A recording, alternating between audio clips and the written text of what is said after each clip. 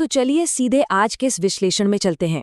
आज हमारे पास एक ऐसी कहानी है जो सुनने में तो शायद एक जादुई जंगल की प्यारी सी बच्चों की कथा लगे, पर सच कहूं तो इसके अंदर डर पर जीत हासिल करने और अपनी आंतरिक सीमाओं को तोड़ने की एक बहुत ही गहरी और सटीक सच्चाई छुपी है।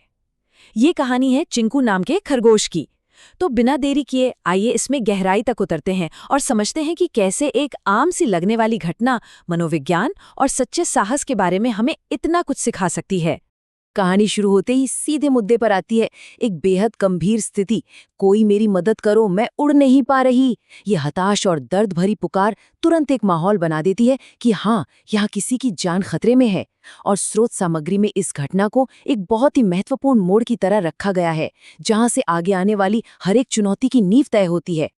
अब यहाँ रूप और स्वभाव का जो विरोधाभास है वो देखने लायक है।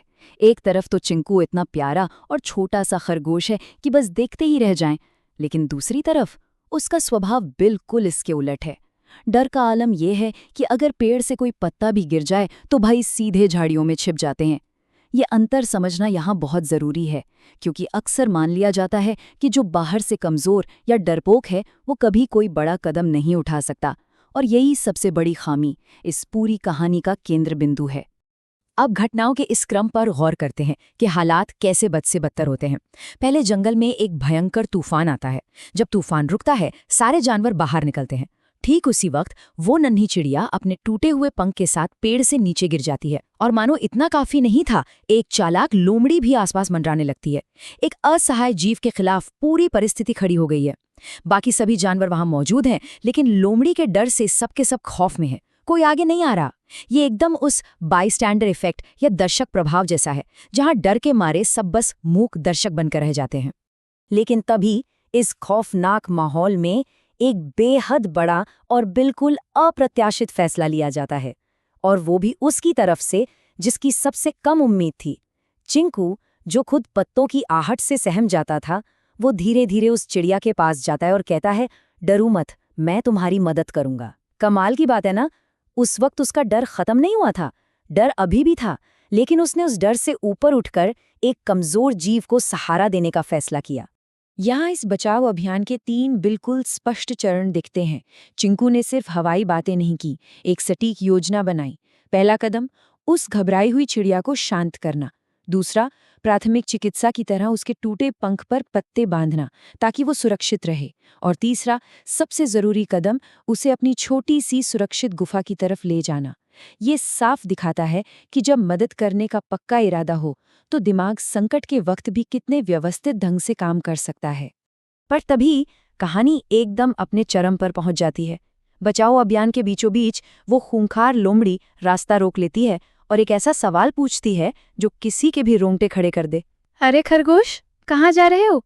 ये एक ऐसा पल है जहां साक्षात मौत सामने खड़ी है। अब फैसला इस बात का है कि क्या चिंकू अपने पुराने डरपोक स्वभाव में लौट जाएगा या अपने फैसले पर टिका रहेगा।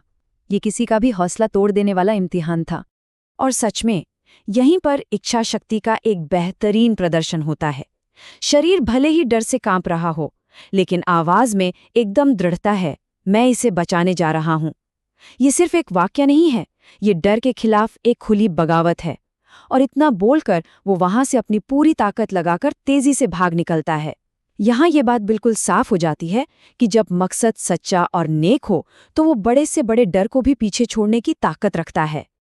उस भयंकर तनाव और भागदौड़ के बाद कहानी आखिरकार एक सुकून भरे मोड़ पर आती है। मिशन कामयाब रहा।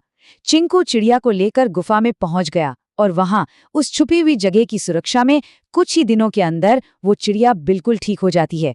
ये एक बहुत ही सुंदर अंजाम है जो ये बताता है कि रास्ता भले कितना भी खतरनाक हो, उठाया गया एक सही कदम किसी को नई जिंदगी दे सकता है। चिड़िया के ये कृतज्ञता भरी शब्द पूरी कहानी का सार हैं। चिंकू, तुम छोटे जरूर हो, लेकिन तुम्हारा दिल बहुत बड़ा है। यहाँ से ये बात बिल्कुल शीशे की तरह साफ हो जाती है कि किसी के कर्म का असर उसके शारीरिक आकार पर निर्भर नहीं करता। साहस और दयालुता, ये दोनों हृदय की विशालता से आते हैं। जिस खरगोश को पूरा जंगल सिर्फ एक डरपोक समझता था, उसने अपने एक निस्वार्थ काम से साबित कर दिया कि असली महानता कहाँ बसती है। इस एक घटना का असर पूरे जंगल पर पड़ता है। सोचने वाली बात है, पूरे पारिस्थितिकी तंत्र का नजरिया ही बदल गया। जो जानवर कल तक उसे डरपोक मानते थे, आज वही उसकी तारीफ करते नहीं थक रहे। वो अचानक से एक स्थानीय नायक बन गया था। पर सबसे महत्वपूर्ण बात, चिंकू को खुद अपने अंदर की शक्ति का एहसास हो गया था। उसे समझ आ गया था कि वो अपनी कमजोरियों का गुलाम नहीं है और उसके अंदर भी कुछ असाधारण करने की ताकत मौजूद है। तो आखिर इस पूरे विश्लेषण से सबसे बड़ा निष्कर्ष क्या निकलता है? अक्सर हम मानते हैं कि बहादुर वह है जिसे डर नहीं लगता, पर स्रोत सामग्री बिल्कुल इसके उलट बात सिखाती है। सच्ची बहादुरी डर का न होना नहीं है, बल्कि अंदर से डरे हुए होने के बावजूद सही काम करना और किसी की मदद करना है। जब हाथ पैर कांप रहे हों, दिमाग चीख रहा हो कि भाग जाओ, फिर भी दूसरों की भलाई के लिए डटे रहना, यही असली नायक होना है। और अंत में एक ऐसी बात जो सच में बहुत गहराई से सोचने पर मजबूर करती है। जब उत्तरजीवितावृत्ति यानी खुद को बचाने की फितरत चीख चीख कर भागने को कह रही हो, तब डर के बीच भी सही काम करने का वो अटूट संकल्प आखिर आता कहाँ से है? क्या वो हमारी अंतरात्मा की आवाज है या करुणा की ऐसी शक्ति जो डर से भी ज्यादा ताकतवर है? इसी गहरे सवाल के साथ इस विश्लेषण को यहीं विराम देते हैं। चीजों को नए नजरिए से देखते रहिए और समझते रहिए।